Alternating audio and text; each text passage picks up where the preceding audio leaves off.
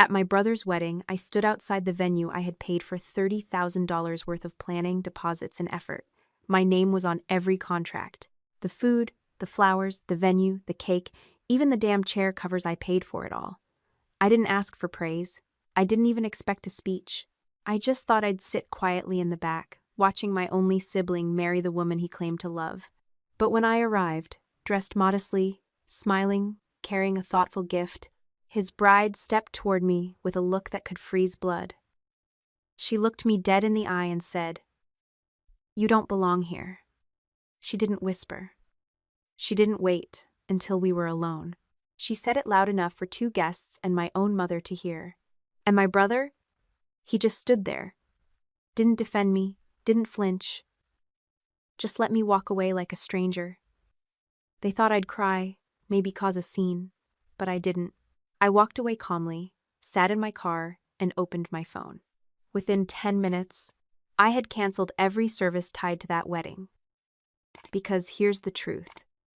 You don't tell the person who paid for your big day that they don't belong and expect everything to go as planned. You're about to hear the full story of how I turned their dream wedding into a complete disaster. And trust me, the part where the guests show up to an empty venue? That's not even the best part. Stay with me. My name is Claire Preston. I'm 38, single, and I run a small but successful accounting firm in Portland. On paper, you'd probably say I have my life together, decent income, a quiet home, and no major scandals to my name. But if you ask my family, I've always been the responsible one, not the favorite. And there's a world of difference between those two. Growing up, my younger brother Daniel was the sun around which our family revolved. He was the baby, the golden boy. Smart?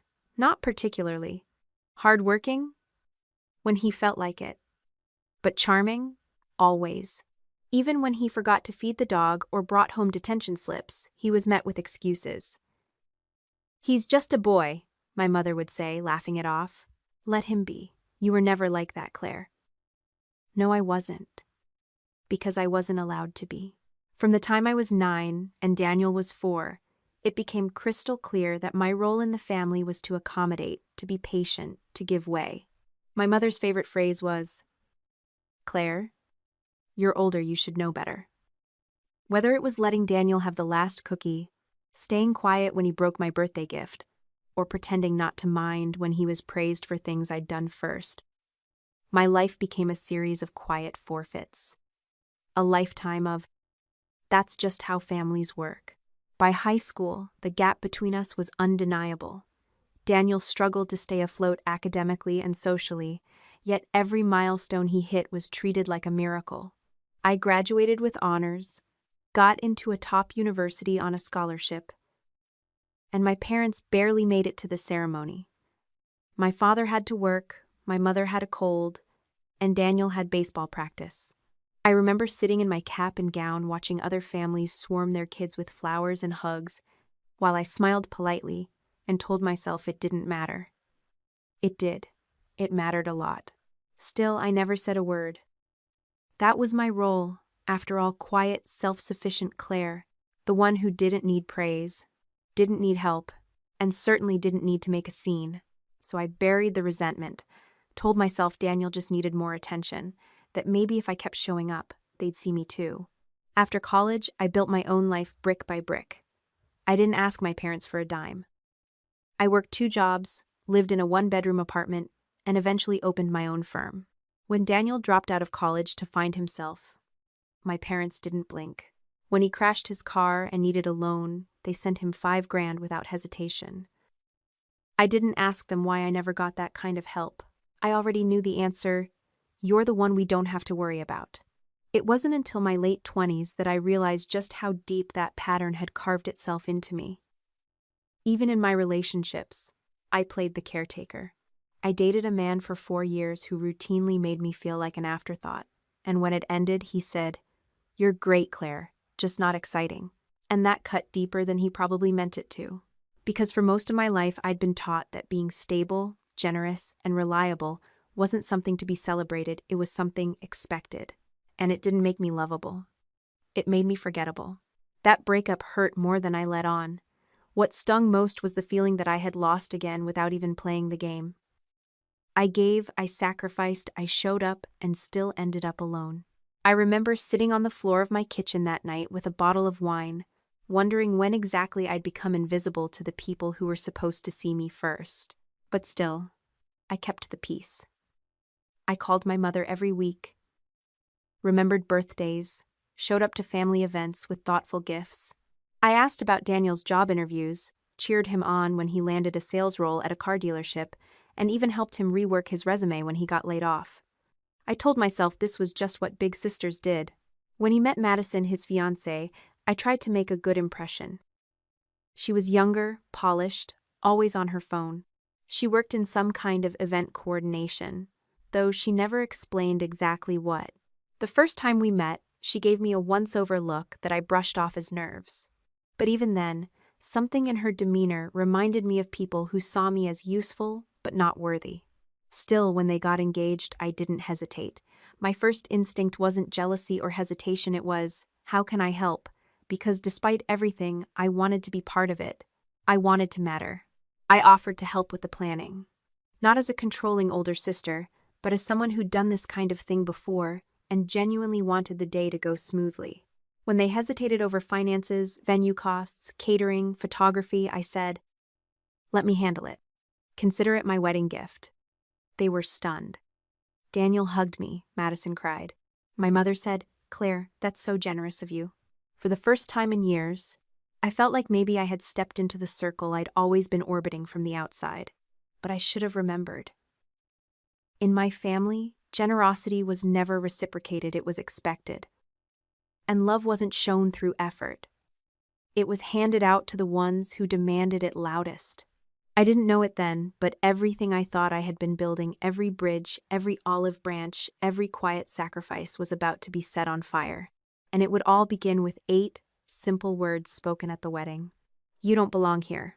And this time, I wasn't going to walk away quietly. It was about 6 months after that quiet, pivotal moment, standing alone in my kitchen after the breakup, that Daniel called to tell me he was engaged. I remember I was watching the rain drip down the kitchen window, a cup of coffee cooling in my hand, when the screen lit up with his name. He didn't call often, usually just quick texts or short replies in the family group chat. So, I answered immediately, expecting something casual. Instead, I was greeted with pure excitement. "She said yes," he shouted into the phone. I blinked. "Who?" "Madison," he laughed. "We're engaged." There was a pause, brief, but telling. Maybe he was waiting for me to scream, to cry with joy, to ask for details. But my instinctive reaction was to say something that felt both sincere and oddly practiced. "I'm happy for you, Daniel." And I was, or at least I wanted to be.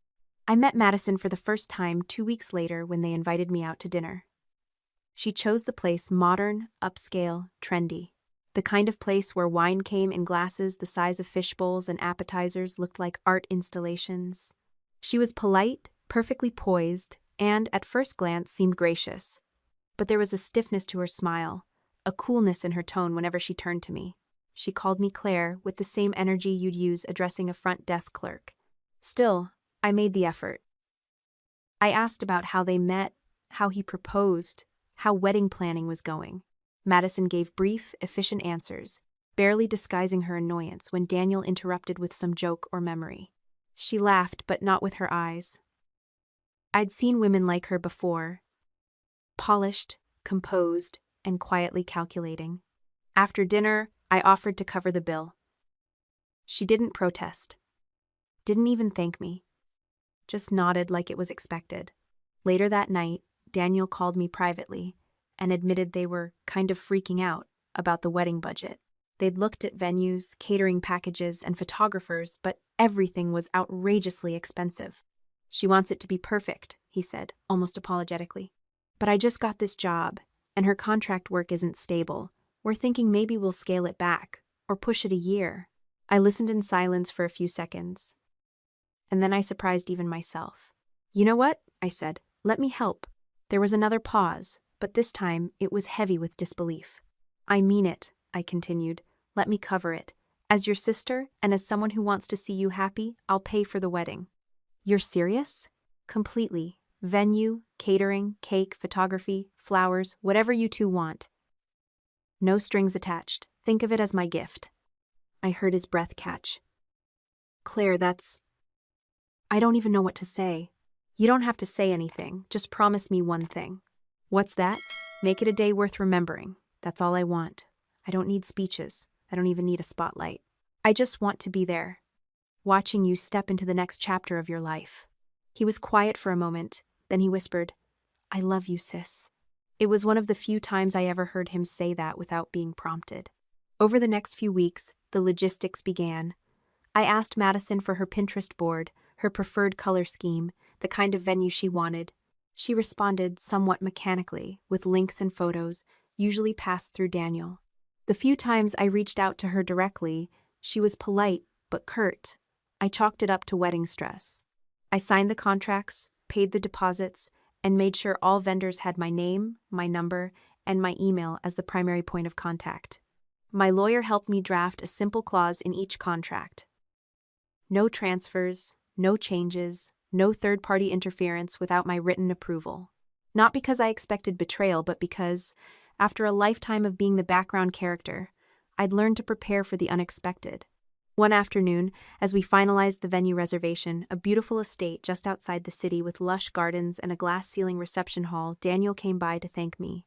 He brought flowers, which was rare, and gave me a quiet, grateful hug. I don't know how we'll ever repay you, he said. You don't have to, I told him, meaning every word.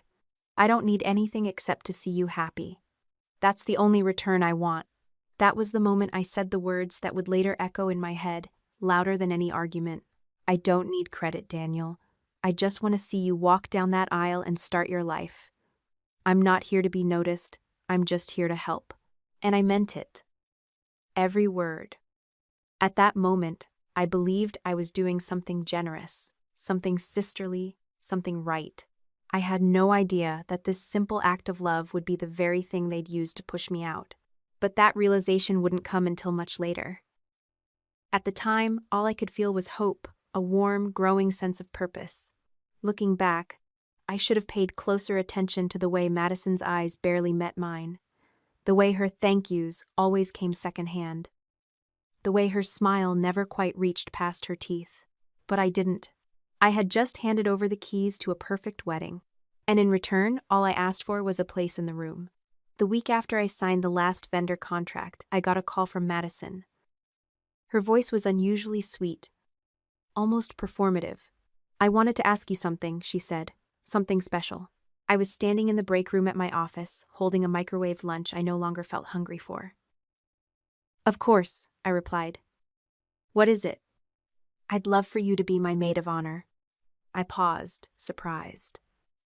Up until that point, Madison hadn't shown much interest in including me. Most of our interactions were filtered through Daniel, or through short, clipped emails about logistics. But now, suddenly, she wanted me standing beside her on the most photographed day of her life. That's really kind of you, I said slowly. She laughed lightly. Well, you've done so much already. It just makes sense. Something about the way she said it felt transactional, like a thank you card handed out of obligation. But I pushed that feeling down and said yes. Over the next few weeks, I threw myself into the role. If I was going to be included, I'd show up fully. I took notes from wedding blogs, built out spreadsheets for the rehearsal schedule, helped research hairstylists and florists. When she wavered on colors, I mocked up mood boards in shades of lilac and sage tones she'd once said were elegant. I even offered to book a professional makeup trial for her and the bridesmaids, paying for it myself when the quote came back higher than expected. She barely responded to any of it. Sometimes I'd send an idea, an elegant centerpiece, a new vendor option, a sweet speech outline, and all I'd get back was a thumbs up or a flat, thanks. Other times, I'd find out she had already made decisions behind my back. I spent 2 hours organizing potential poses for a bridal photo shoot only to discover she had booked someone else, with a completely different vision. When I brought it up to her, trying to keep my tone light, she said, "Oh, I didn't want to bother you with all the little details." I smiled and said I understood. But I didn't. Daniel wasn't much help either. I started to notice how often he avoided my calls or answered texts hours later with half-hearted excuses. "Sorry, things are crazy," he wrote one afternoon. "We'll loop you in soon," he said another time. Once, when I dropped by their apartment unannounced to drop off fabric samples, Daniel opened the door, saw me, and hesitated. Just for a moment. But it was enough. Inside, Madison was laughing on a video call with someone. The mood was light, airy. My presence shifted the energy. She muted the call, stood, and smiled too wide. "Claire, you should have told us you were coming." I didn't think I had to. They exchanged a quick glance, then offered me some water. I stayed for 10 awkward minutes, pretending not to notice the tension. Later that night, I sat on the edge of my bed, scrolling through the bridesmaids group chat Madison had added me to. Most of the planning and decisions seemed to be happening there without my input. I saw a photo of new bridesmaids' dresses in a completely different color than what we'd agreed on. No one had said a word to me. I texted Daniel privately. "Hey, just checking, are we still going with lilac? The group chat says blush now." He didn't reply until the next day. "Yeah, Madison changed her mind. Sorry, it all happened quickly." Something was shifting, and I could feel it. Not in a dramatic lightning strike kind of way. It was slower, colder, like a door quietly closing behind me while I was still standing inside the room. I decided to be direct. I called them both on a Sunday morning and asked if we could talk. We met at a coffee shop downtown. Madison was dressed immaculately, as always, with a sharp white blazer and lipstick that matched her manicured nails. Daniel looked tired, fidgeting with the lid of his coffee cup. I took a breath. "I just wanted to ask, is everything okay?" Daniel glanced at Madison. She didn't look at him. Her eyes stayed on her drink. "I mean, I feel like I'm stepping on toes lately," I continued, choosing my words carefully. "You two have been distant, and some decisions are happening without me." Madison looked up, her smile polite but empty. "Claire, we appreciate everything you've done, truly, but wedding planning is stressful, and sometimes things move fast. You don't need to take it personally." "I'm not upset," I said gently. "Just confused. I thought we were a team on this." Daniel finally spoke. "It's nothing, Claire. Honestly, you've done more than enough. Don't stress about it." That should have reassured me, but it didn't. I sat back in my chair, holding my coffee with both hands like it might anchor me. I nodded, smiled, and said I understood. But as I drove home that afternoon, my chest felt heavy. Something wasn't right. I couldn't put my finger on it, but the pieces weren't adding up. Still, I told myself I was probably overthinking. Maybe I was just tired. Maybe it was normal for brides to get controlling, for grooms to tune out, for things to feel messy before the big day. So I let it go. Because at that point, I still believed the best in them. And I still believed I had a seat at their table. A week passed after that coffee shop meeting. I had convinced myself things would level out, that maybe I had been overthinking, that the awkwardness would fade once the stress of wedding planning settled. So I kept checking the group chat, occasionally shared an idea, and tried to remain hopeful. Then one evening, as I was cleaning up dinner and scrolling through my phone, I saw it. Madison had just posted a new photo on Instagram. It was a bright, heavily filtered selfie of her and another woman I vaguely recognized from one of the bridal fittings. They were holding champagne flutes, all glammed up, standing under a string of fairy lights. The caption read, "My maid of honor. Couldn't imagine this day without you." My hands froze mid-scroll. I read it again, then a third time, thinking maybe I had misunderstood. But the meaning was painfully clear. It wasn't me. No call, no message, no explanation. Just replaced, publicly, quietly, as if I had never been part of it in the first place. I sat there staring at the screen, heart pounding. I scrolled through the comments, people congratulating Madison, complimenting the new maid of honor. Not a single mention of me. Not a word about the switch. I was erased without warning. I called Daniel immediately. It rang 4 times before he picked up, his voice casual, like nothing had happened. "Hey Claire, everything okay? Did you see Madison's post?" There was a pause. Yeah. Why didn't anyone tell me?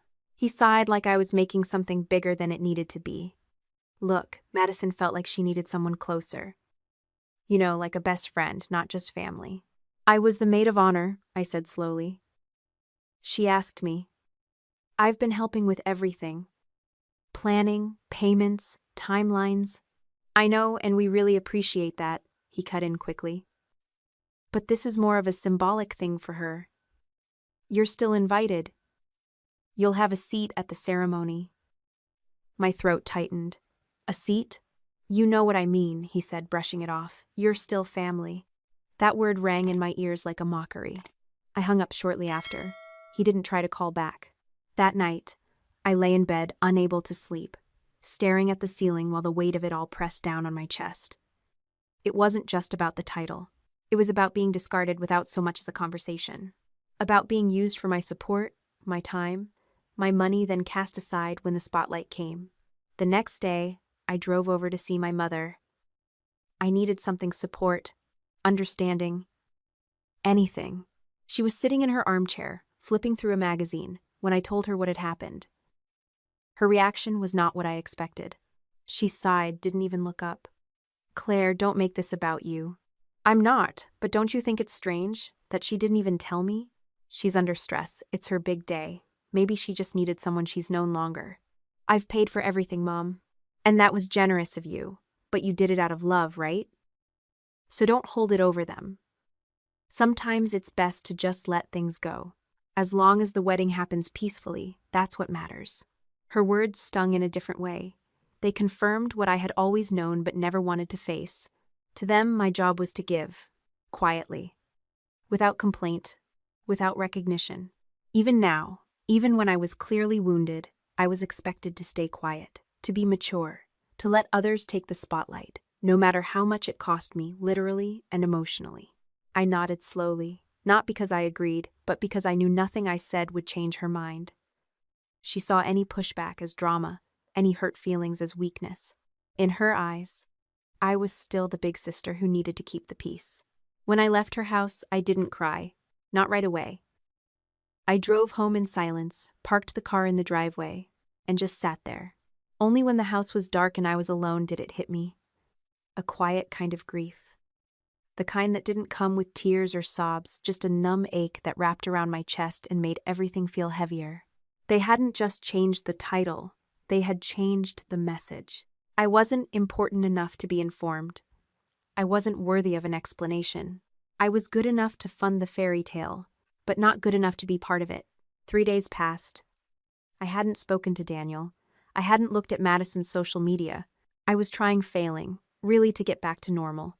To act like I hadn't just been erased from my own brother's wedding story. Work helped a little, but the ache sat low in my chest like something too heavy to swallow. I kept going over things in my head, looking for a moment where I might have misread the situation. But everything pointed to one truth: I had been replaced. And no one cared enough to explain why. Then, on a quiet Thursday afternoon, Vanessa called. Vanessa had been my friend since college, though we'd drifted over the past few years. Life, work, distance, it happens. But when I saw her name flash across my phone, I picked up immediately. Her voice was warm but hesitant. Claire, hey. I just saw Madison's wedding post. I didn't know you were involved. I laughed dryly. I was. I'm not anymore. She hesitated again. The way someone does when they know what they're about to say is going to open a wound. I need to tell you something, and I'm sorry I didn't put it together earlier. I sat up straighter. What do you mean? It's about Madison, she said quietly. I realized something. Do you remember when you and Eric broke up? Eric. His name hit me like a slap. He was my longest relationship, the one I had pictured a life with. We had been together for nearly 3 years before he ended things abruptly. No cheating, no big fight, just said he'd fallen out of love. I'd spent months blaming myself, wondering if I'd been too demanding or not enough. Yeah, of course I remember, I said cautiously. Vanessa took a breath. After you two broke up? I ran into him at a bar. He was with someone. I didn't think much of it at the time. But now, seeing Madison's face on all these wedding posts, it clicked. There was a long pause before she said it. Claire, I'm almost certain the woman he left you for was Madison. I didn't speak. My mind was racing, flipping back through hazy memories, trying to match details. I remembered Eric acting strange that last month, going out late, changing his passwords, deflecting any serious conversation. I remembered one time, he left his phone face down on the counter, and when it lit up, I'd seen a name I didn't recognize. M. I thought it was a coworker. Are you sure? I asked, my voice tight. I'd bet on it, Vanessa said. And the timing matches. She was living in the same neighborhood, working at that marketing firm downtown. I should have told you sooner. I just didn't connect the dots. Everything around me suddenly felt louder, the fridge humming, a car passing outside, the tick of the clock on the wall. I felt cold. She knew who I was, I said, almost to myself. What? Madison, I whispered. She knew I was Eric's ex. From the beginning, she knew I was Claire. My heart pounded in my ears. Images raced through my mind, her polite smiles, her distant eyes, the way she'd always been, just a little too composed, too rehearsed. I'd thought she was simply uptight. But now, I saw it for what it was, control. She had played a long game. She hadn't just removed me from the bridal party out of preference. She had never wanted me there to begin with. She knew who I was, and still said yes when Daniel introduced us. She let me fund her entire wedding, knowing full well what she had done to me years before. I stood up, pacing, adrenaline beginning to rush in my limbs. There were no more excuses, no more brushing things aside. This wasn't an oversight. This wasn't a bride stressed about linens. It was deliberate. Everything, the sudden switch of maid of honor, the silence, the distance from Daniel, now made terrifying sense. She was never going to let me be part of that day. She had smiled through it all, played nice just long enough to get what she wanted from me. And I'd given it willingly, believing we were building something honest. I clenched my jaw, shaking as I held the phone tighter.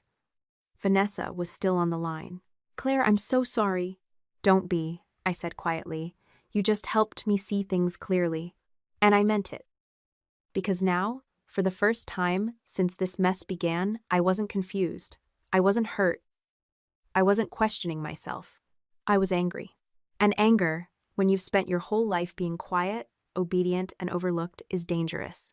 Because once you've been betrayed, truly betrayed, you stop asking questions. You start making decisions. Claire didn't sleep much that night. After Vanessa's revelation, she had spent hours replaying old memories with new clarity, Madison's tight-lipped smiles, her constant sidesteps, the way she always seemed to know how far to stand to avoid any real connection. Claire realized she had misread everything. Madison hadn't merely excluded her. She had planned this.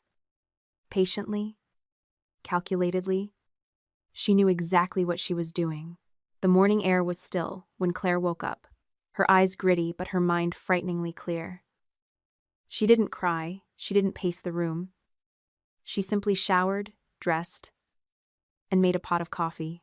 She had a quiet day ahead, and she was going to make every minute count. The message came through just after 8 a.m. It was from Madison's number, though clearly composed in that sterile tone that masked cruelty with politeness, the kind that dressed exclusion in silk and made betrayal feel like formality. Hi, Claire. I hope you're well. After some discussion, Daniel and I have decided to keep the wedding small and intimate. We've decided not to include extended family or anyone outside the bridal party. We appreciate everything you've done, truly, and hope you understand. Best, Madison. Claire read it once. Then again. No call, no conversation, just a text. After all the planning, the payments, the hours spent reviewing floral arrangements and tasting cake samples, not even the decency of a phone call. And Daniel? Nothing. She waited 15 minutes before texting him directly. Is this true? No reply. Another hour passed. Claire stared at the last message she had sent him days ago and saw it still marked read. He had seen it. He had chosen silence. Her phone buzzed again. Another message from Madison. Just to clarify, it's nothing personal. We just want to keep things simple and drama-free. We hope you can respect our decision and not bring unnecessary stress to the day. Claire's thumb hovered over the screen. She didn't write a paragraph. She didn't ask questions. She replied with 5 words. Then I'll play my part. She set the phone down, took another sip of her coffee, then reached across the kitchen counter and pulled out the neatly organized wedding folder she had built over the last few months. Every contract, every invoice, every deposit, every receipt. Each one printed in her name. Not Daniel. Not Madison. Claire. She opened her laptop, pulled up the email threads, highlighted the vendor list. Venue, caterer, florist, photographer, DJ, rentals, bakery, coordinator. She picked up the phone and called the venue first. A woman named Heather answered cheerfully. Good morning, Willow Heights Event Center. This is Heather. How can I help? Yes, Claire said calmly. This is Claire Whitmore. I'm calling regarding the Mitchell wedding on the 17th. I'd like to cancel the reservation. I understand the deposit is non-refundable. There was a pause. Heather's tone shifted slightly. Oh, I see. May I ask the reason? Change of plans, Claire replied.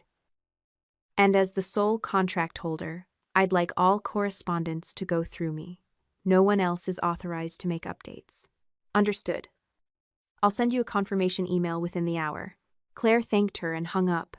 She exhaled slowly, then moved on to the caterer. Then the florist. Then the tent rental company. The DJ was confused but obliging. The photographer sounded surprised but professional. The bakery was polite, though slightly annoyed. Each call chipped away at what Madison and Daniel had spent months curating, but what Claire had truly built. Because they had crafted a fantasy, yes, but it was Claire who had funded it, signed it, secured it. And now, with a steady, surgical hand, she was dismantling it. Not with rage, not with screaming, with precision. By early afternoon, it was done. Claire stood in her kitchen, looking over the notes she had jotted down on a yellow notepad. A dozen names crossed out, times noted, emails confirmed. She hadn't cried. She hadn't cursed. She had simply removed herself. And in doing so, she had removed everything else. They wanted her out of the picture? So be it. She would erase her presence so thoroughly, they'd feel the cold of her absence like a windstorm. Because there's something people forget about the quiet ones. We don't explode. We don't perform. We calculate. And when the time comes, we make sure silence hits louder than any scream. The day before the wedding, Claire's phone was quiet. Too quiet. She had half expected a text from Daniel. Maybe a passive-aggressive message from Madison. But there was nothing. Just silence. Claire wasn't surprised. That silence wasn't peace. It was ignorance. They still didn't know. Somewhere around noon, it began. Daniel had gone to the venue to meet with the planner for a final walkthrough. It was supposed to be a brief stop, just to confirm setup and run through timing. Instead, he was greeted by a locked gate and a confused groundskeeper. No wedding here tomorrow, the man had said. The reservation was canceled days ago. Daniel thought it was a mistake. He made calls. No one picked up. He drove around to the back entrance only to find the lawn bare. No tents, no floral trucks, no deliveries, no activity. Nothing. It hit him then. Not just that something was wrong, but that everything was gone. He called Madison. She screamed before she even said hello. Claire didn't know exactly what was said, but she imagined Madison's voice rising into that familiar shrill pitch she had always masked with fake sweetness. Madison tried calling the caterer. The number rang, then forwarded to voicemail. She called the florist. Cancelled. The photographer. Gone. Madison's mother tried reaching the rental company. The voicemail informed her the reservation had been nullified per contract terms. Then, finally, Claire's phone rang. It wasn't Madison. It wasn't Daniel. It was their mother. Claire stared at the screen as it vibrated. She let it ring once. Twice. Then she answered. Her mother's voice came through sharp and panicked. Claire, what did you do? Claire didn't answer right away. She took a breath, standing by the window of her apartment, watching the cars pass outside. What did you do? Her mother repeated, louder this time. Daniel said the wedding is ruined. Everything's been canceled. Are you behind this? Claire's voice was steady, calm, almost too calm. You should ask the people you chose to defend instead of me. Her mother paused. Claire, this is your brother's wedding. Claire's voice dropped an octave. Yes. The one I paid for. The one I was uninvited from. You're overreacting, her mother hissed. This is Madison's big day. You've made your point. No, Claire cut in, her voice steel now. I haven't. Not yet. There was a silence so thick, it felt like it hummed. Her mother's tone changed. They're talking about legal action. Daniel's lawyer cousin said you could be liable for damages. Claire walked to her kitchen, picked up the wedding folder still sitting on her counter. She opened the front pocket and pulled out the stack of signed contracts. She had scanned them already, compiled into a neat PDF, labeled and time-stamped. I just sent you an email, Claire said. Open it. Her mother fumbled on the other end. A pause. Then a quiet, tight voice. These are all in your name. Every last one, Claire replied. Venue, catering, rentals, flowers, music, photography, all of it. You never transferred anything to them? No. Why would I? They never asked. And after all, I was still supposed to be involved, wasn't I? Her mother was quiet again. Claire could hear voices in the background, Madison sobbing, Daniel shouting into his phone. They tried to cut me out of my own investment, Claire said. So I withdrew it. Her mother sounded smaller than Claire had ever heard her. They have nothing now. Guests are flying in tomorrow. People are expecting. They should have thought of that before they sent me that message. Her mother tried one last time. Claire, this will follow you. People will talk. Let them. Claire hung up. She didn't slam the phone. She didn't cry. She set it down gently, walked back to the window, and stood quietly, watching the shadows shift across the street. Tomorrow was supposed to be their perfect day. Now it would be the day they learned. You don't cut out the person holding all the strings. Not unless you're prepared to watch everything fall. City Hall on a Friday afternoon wasn't meant to feel tragic. But there was something undeniably hollow in the air that day. The lobby smelled of floor polish and faded flowers. A small group of guests shuffled in with muted voices and confused glances, trying to understand why the grand wedding had been reduced to a cramped government room with folding chairs and a judge in a dated black robe. Claire arrived early. She didn't wear black. This wasn't a funeral, even if it felt like one. She wore a simple navy blue dress, elegant and understated. No makeup, no jewelry, no fanfare. She stood in the back of the room, unnoticed by most, and she preferred it that way. The room held no music, no decorations. Just a row of metal chairs, a long table with a few documents, and a bouquet that looked like it had been picked up at a grocery store. The guests whispered among themselves. Some looked irritated, others bewildered. The older relatives in particular seemed confused, clearly expecting something grander. Madison entered first, clinging tightly to Daniel's arm. Her hair was pulled up hastily, makeup slightly smudged around her eyes. Her expression was tense, her smile forced. Daniel looked worse. Pale, withdrawn, eyes darting as if searching for an exit. Claire didn't say a word. She didn't need to. She simply stood at the back wall, arms crossed gently, watching. The ceremony began without much preamble. The officiant cleared his throat and started reading from the standard script. No music, no processional, just words that felt increasingly empty. Claire noticed the sideways glances, people whispering as they recognized her. She could see it in their eyes, questions forming, confusion mounting. Some guests looked down at their programs as if the paper might offer answers. But there were no programs. Nothing had been planned. Then came the moment no one expected. Beverly, Linda, Daniel, and Claire's aunt stood up in the second row. 72 years old, widowed twice, with a personality that once got her banned from bingo night for aggressive honesty. She didn't raise her voice. She didn't need to. She simply looked at the bride and groom and said, "Is no one going to say anything?" The judge paused mid-sentence. Everyone turned. Madison froze. Beverly folded her arms. "You kicked out your sister. The one who paid for everything. She's standing right there. And we're just supposed to sit here and pretend this isn't humiliating?" A sharp inhale swept the room. Daniel looked like someone had struck him in the chest. Madison opened her mouth, then closed it. Her face turned a shade paler. Beverly continued, unshaken. I canceled my hip surgery to attend your wedding. I was told it'd be at Willow Heights. I brought a new dress, spent money on a hotel, and now we're all sitting in a courthouse because you couldn't be decent to the person who made it all possible? A few people murmured. Claire saw Uncle Richard nod slowly in agreement. Still, she didn't speak. She simply held Beverly's gaze, offering the faintest smile. A thank you without words. Madison finally whispered, "We didn't mean to," but Beverly cut her off. "No. You meant every bit of it. Don't you dare insult our intelligence." Claire didn't even have to show up today.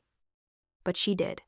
And the way you're looking at her right now, like she's the problem, shame on you. Daniel's shoulders slumped. His hands trembled as he stared down at his shoes. The judge awkwardly cleared his throat again. "Shall we proceed?" No one responded. Claire could have spoken then, could have twisted the knife. But she didn't. She didn't need to. The room had turned, not in fury, in disappointment, in quiet recognition that something had been lost, that no vows could recover. The ceremony limped forward. The words were spoken. The papers signed. No applause, no joy, just a cold, bureaucratic ending to what had once been a dream. As the couple posed reluctantly for a photo outside City Hall, Claire stepped out the side entrance. She didn't linger. She didn't say goodbye. Her silence was louder than any speech. And for once, Daniel wasn't the golden child. Everyone had seen the truth. And it had walked out the door in a navy dress, head held high. Claire didn't expect to go viral. She hadn't even known a video existed until her coworker texted her Monday morning with the words, "Girl, you're on TikTok, and it's glorious." The video had been posted by one of the younger cousins, a tech-savvy teenager who had recorded the now infamous moment at City Hall when Aunt Beverly stood and publicly called out Daniel and Madison. The footage was shaky, taken from a phone clutched too tight in nervous hands, but the audio was crisp. Beverly's voice rang clear. "You kicked out your sister, the one who paid for everything. She's standing right there. And we're just supposed to sit here and pretend this isn't humiliating?" By the end of the clip, you could see Daniel's pale face, Madison's frozen smile, and Claire, standing silently in the back, eyes steady, expression unreadable. The video took off overnight. At first, a few hundred views, then thousands. By the end of the day, it had surpassed 250,000.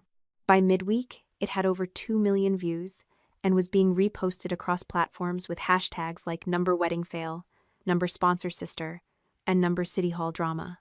And the comments? Brutal, unrelenting, and entirely on Claire's side. "Imagine not inviting the person who paid for your wedding. I'd cancel it too. She paid for everything and got kicked out? Nah. I'd burn it to the ground." Justice for Claire. The bride looks like she's about to cry because karma showed up in heels. Even major creators began stitching the video, reacting with outrage, support, and disbelief. A family therapist did a breakdown on the dynamics. A lawyer explained how Claire had every legal right to cancel. A popular financial influencer praised Claire's restraint, calling it the quietest, coldest revenge and the most deserved. Madison's social media turned into a war zone. Her Instagram, once carefully curated with filtered photos and cheerful captions, was flooded with angry comments and sarcastic emojis. She tried turning off comments, then tried making her account private. But the internet doesn't forget. Screenshots circulated anyway. Her follower count began to drop. Brands she'd hoped to collaborate with quietly ghosted her. Even friends from her bridal party unfollowed her publicly, one of them captioning their action with, "Can't stand behind that kind of behavior." Daniel didn't fare much better. While he wasn't very active online, his workplace was buzzing. The video had made it to a Reddit thread that one of his coworkers followed, and by Tuesday, someone had printed out a meme from the video and pinned it to the break room bulletin board. He walked into hushed conversations.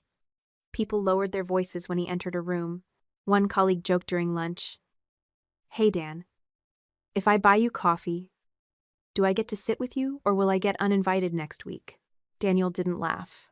He stopped coming in by Thursday. Claire stayed quiet. She didn't comment, she didn't repost, she didn't defend herself or fuel the fire. She didn't need to. The world had already taken her side. What surprised her more was how her extended family responded. Some, of course, tried to stay neutral, those who hated conflict or clung to the idea of forgiveness at all costs. But more and more began reaching out to her directly. Aunt Jean left a voicemail. "I always thought you were the backbone of that family. I see it now clearer than ever." Uncle Richard sent an email. "If you ever throw your own party, I want an invitation. And I'm bringing my checkbook." Even her father, stoic, difficult, rarely expressive, called one evening. He didn't apologize directly, but he said, "I didn't see it before. I do now. And I'm sorry you had to be the one to show us." For years, Claire had felt like a shadow in her own family. Someone expected to give, to support, to disappear when convenient. Now, for the first time, her absence had weight, her silence had power. And the world, quite literally, had taken notice. Claire didn't expect to see him again, at least not this soon, and not like this. It was a rainy Tuesday when Daniel showed up. No warning, no text. Just a quiet knock on her front door. When she opened it, he stood there in jeans and a hoodie that clung damp to his shoulders, hands stuffed deep in his pockets, eyes red-rimmed and tired. She didn't say anything, just stepped aside and let him in. He didn't sit right away. He lingered by the entryway, like a guest unsure he was welcome. She returned to the living room and resumed folding laundry on the couch, not rushing, not performing, just letting silence stretch long enough to force him to gather courage. Finally, he spoke. "I messed up." Still, she didn't answer. He tried again. "You were right about her. About everything." She didn't look up, but he could tell she was listening. "I knew she didn't like you," he said, voice quiet. "Even before the engagement. She said you were intimidating, that you took over every room. She called you cold, distant. Said you always made her feel like she was less than." Claire turned over a sweater in her lap. She said nothing. Daniel continued, pacing slightly. "At first, I defended you. I told her you were just reserved. Strong. But then she started asking me not to invite you to certain things. Said she wanted to keep the wedding small. Simple, peaceful. She said she wanted a drama-free day, and you brought history." His voice cracked slightly on that last word. Claire looked at him then. Not angry, not heartbroken, just tired. "I didn't push back hard enough," he admitted. "I was scared. I thought if I stood up to her, she'd call it off. I thought I could keep peace between both of you. That if I just let it slide, things would settle down." He paused, but they didn't. Claire finally spoke. Her voice was calm, even. "You let her erase me." Daniel swallowed hard. "I did." For a moment, there was only the sound of the rain tapping the window. Claire folded another shirt. "I found out something yesterday," he said, more hesitantly now. "Something I should have known a long time ago." She didn't ask. She waited. Daniel exhaled slowly. She's still been talking to Ben. That made her still. Just for a second. Ben. The name landed between them like an old wound splitting open. Claire's jaw tightened, but she didn't interrupt. Daniel continued, his words halting now. "I saw a message. On her iPad. I wasn't snooping, she left it open. It wasn't just a, 'Hey, how are you?' It was flirty. Familiar. She told him she missed talking to someone who really understood her. Said he was the only one who ever really made her laugh." He looked at Claire directly now. "I didn't know. I swear, Claire. I wouldn't have if I'd known back then." "You would have married her anyway," she said, cutting in for the first time with intention. Not accusing, not emotional, just factual. Daniel dropped his gaze. "I don't know," he whispered. They sat in silence again. Claire placed the last folded towel on the pile beside her, then leaned back against the couch. "I didn't come here to beg," he said.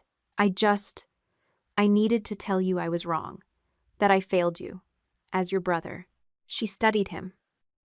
This boy she'd helped raise. The boy who used to beg her to check under his bed for monsters.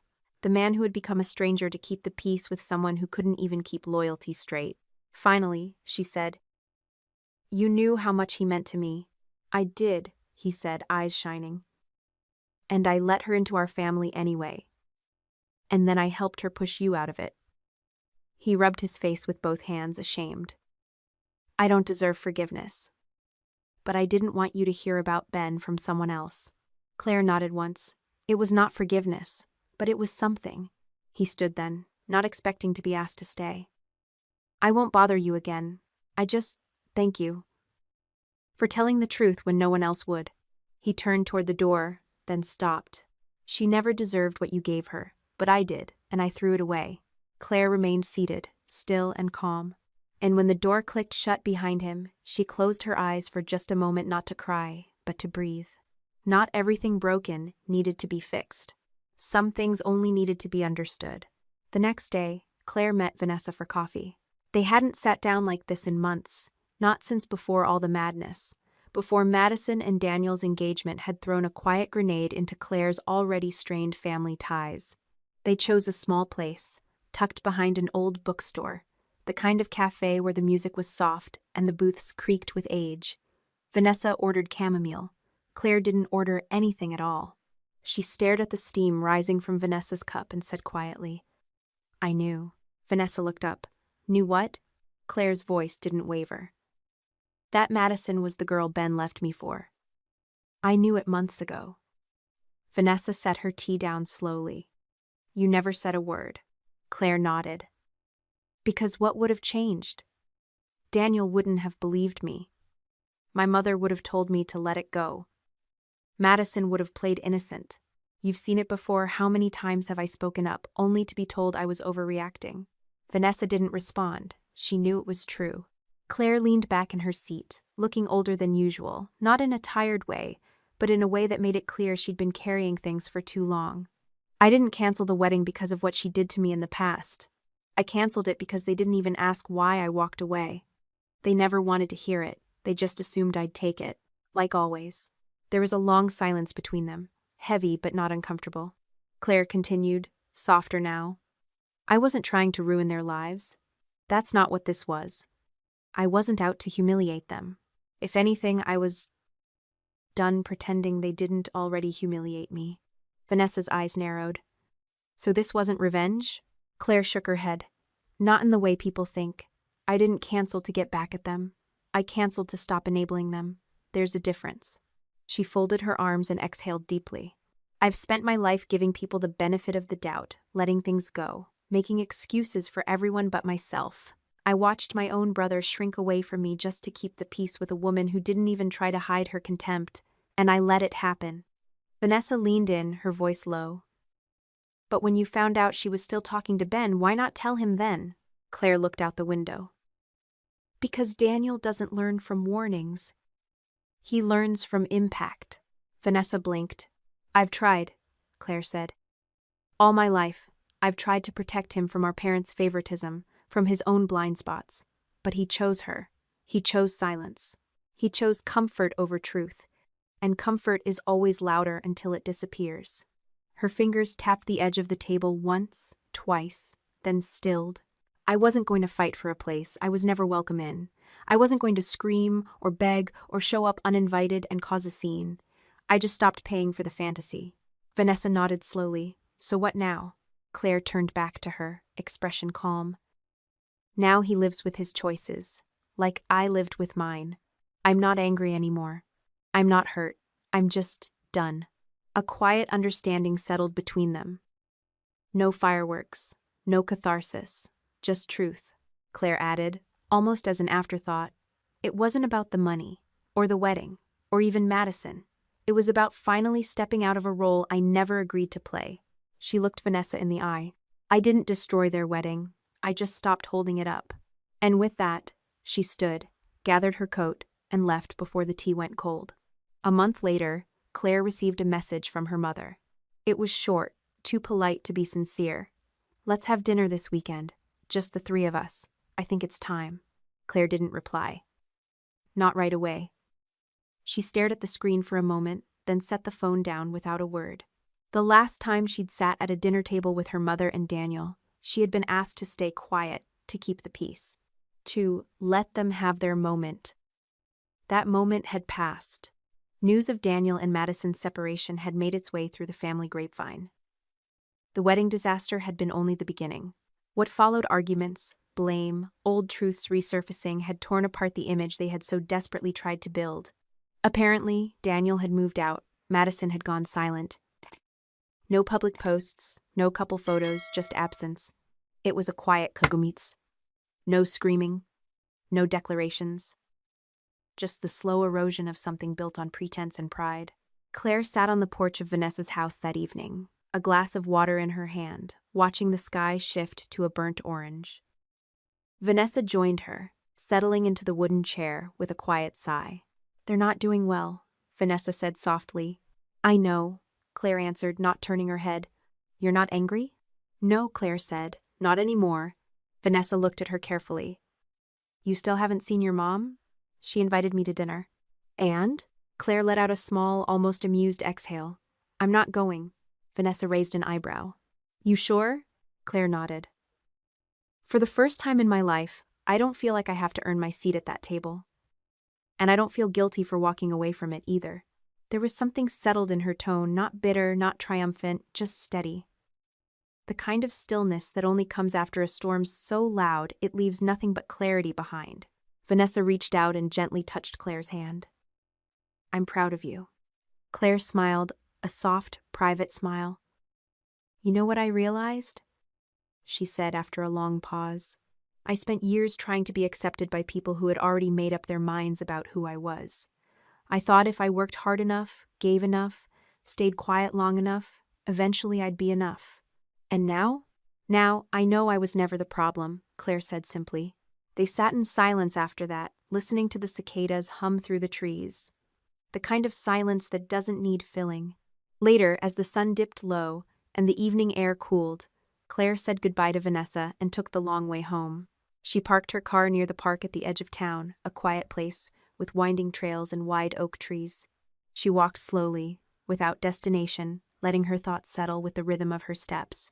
Children were playing in the distance, the echoes of their laughter rising and falling like waves. An elderly couple passed her on a bench, hands clasped tightly. The world, as it always did, moved on.